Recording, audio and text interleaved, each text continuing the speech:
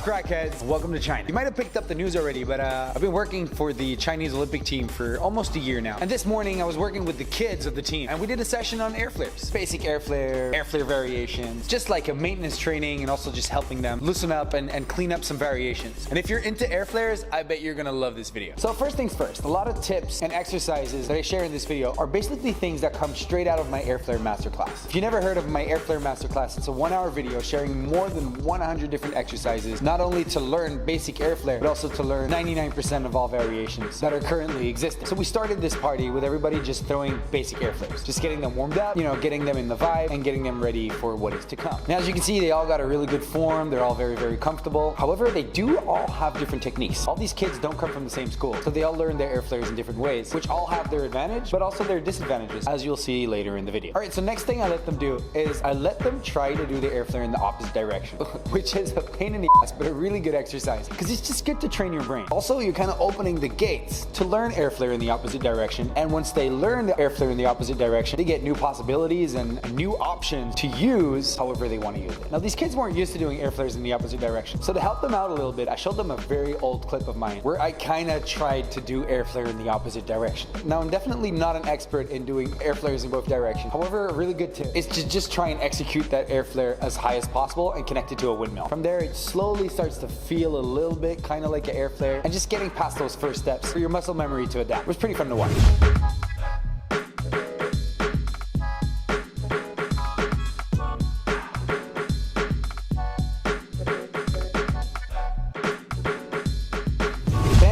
For some elbow airflares. And a tip I share in a lot of my airflare tutorials, but let me just say that again right here, is if you work on your airflares first, you usually get the elbow airflares for free. I say for free, but basically you get your elbow airflares a lot easier. I've seen some people in the past train their elbow airflares first, and then they struggle like crazy to learn the airflares after that. So just keep that in mind if you still have to learn airflares. Just let the elbow airflare relax, focus on the airflares, and everything will work out. Okay, then we move on to hopping elbow airflares. Now here, we already got to see a lot of interesting stuff. For example, the kids that are used to doing low airflares, they have a hard time executing hopping elbow airflares with a good pump technique, because that's what you need. You need a good pump from your legs, from your hips and your knees to really get that hop going. It's really hard to execute proper, good-looking hopping elbow airflares with a banana form or just like stretched open legs. It just doesn't give you the same bounce. And then we went to hopping airflares, and then we kind of saw the same thing. Kids that were used to doing their airflare in a low angle really have a hard time executing clean hopping airflares. They're just not used to the position, they're not used to the leg shapes, and they're not used to the bounce. For a good pump and a good hop, you need to keep your knees close to your chest as the legs go in and out to create those hops. Don't mind the cleaning lady in the back. No good technique means no good pump, no good hops, and then your hopping airflares are not going to look as clean as they would if you would work on those things. Also, another thing that really helps out with hopping airflares are hand hops on both sides. And these are things that I share a lot in my airflare tutorial. Work on your hand hops on both sides. It's going to give you so much advantage in the future. Like, who doesn't want to execute hopping airflares, right?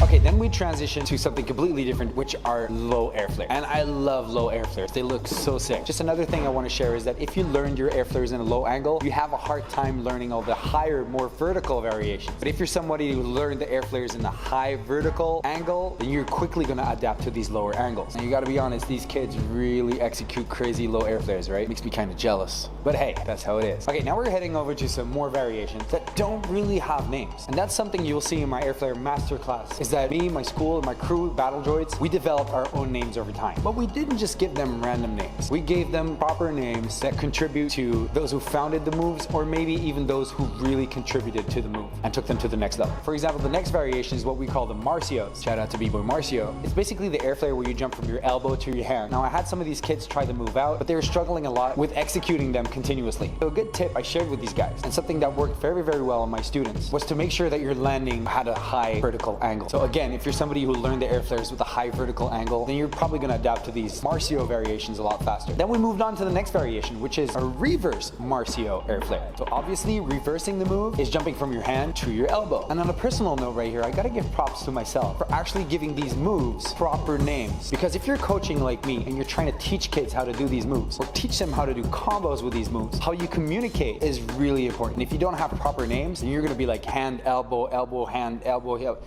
Your students room's gonna be all confused. Communication is gonna be like some Stone Age shit. So it would be really, really dope if you guys would adapt these names. Now again, a lot of these kids had a hard time landing the reverse Marcios. So a great way to learn reverse Marcios is by heading back on over to walkover airflares, which is basically the technique I share in all my tutorials. Performing a walkover airflare and walking over to your elbow is just a safer way to learn the move. It makes you feel more comfortable and it gives you the possibility to adapt to the landing position. Once you adapt to the landing position and the angle and the feel, then it starts to get a lot easier for you to just throw in yourselves and literally start flying. And the lady behind me is probably like, what the f is this guy talking about? Wouldn't she like to know? And then came the real interesting stuff, one-handed airflares. And these kids are really good at one-handed airflares. So it was really dope to work with them on this. So first we started with the high vertical one-handed airflare. Most of them already kind of tried it in the past. Some of them mastered it really, really good, and others were still kind of unfamiliar with it. So again, what I noticed was that the kids that execute their airflare in a higher angle had an easier time executing the high one-handed airflare.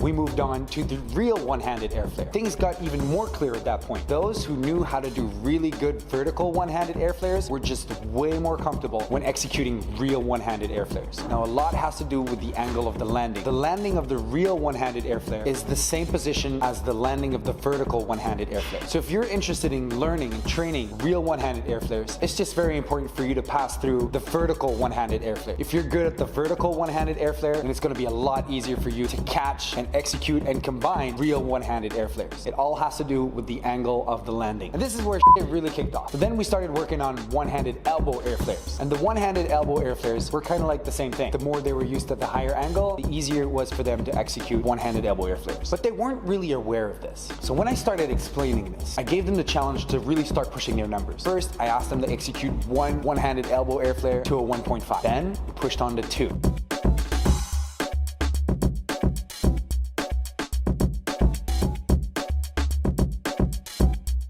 Then we pushed on to 3. And these kids were like breaking their own records like crazy. It was just so dope to witness that moment. And these kids were just like so happy. They were just like crushing their own records. Even I was all pumped up. That was just really cool. Really dope and productive morning session with these kids. Again, if you're interested in working on Airflare or you want to take your Airflare to the next level, and at the same time you still want to support your online b-boy coach, then don't hesitate to pop on over to my website where you can find the Airflare Masterclass. Again, it's a 1-hour video with more than 100 different exercises showing you guys a lot more than what was in this video and properly explained and demonstrated for you to understand every single step. Well, you guys basically know how I teach my shit and how I make my videos. Quality first. Anyways, I had a lot of fun with these guys. I want to give all my love and respect to these amazing kids. B-Boy Hammer, B-Boy Holly, B-Boy Hawk One, B-Boy Tiger Ye, B-Boy Jason, and B-Boy Mr. Mao. These kids are amazing. It's an honor to work with them. Keep an eye on these kids because you're going to see more of them in the future. Meanwhile, my job here is done. Don't forget to subscribe, check out all the videos on the YouTube channel, and don't forget to give me 5 motherfucking push-ups. This is your boy Coach Sambo, your online b-boy coach.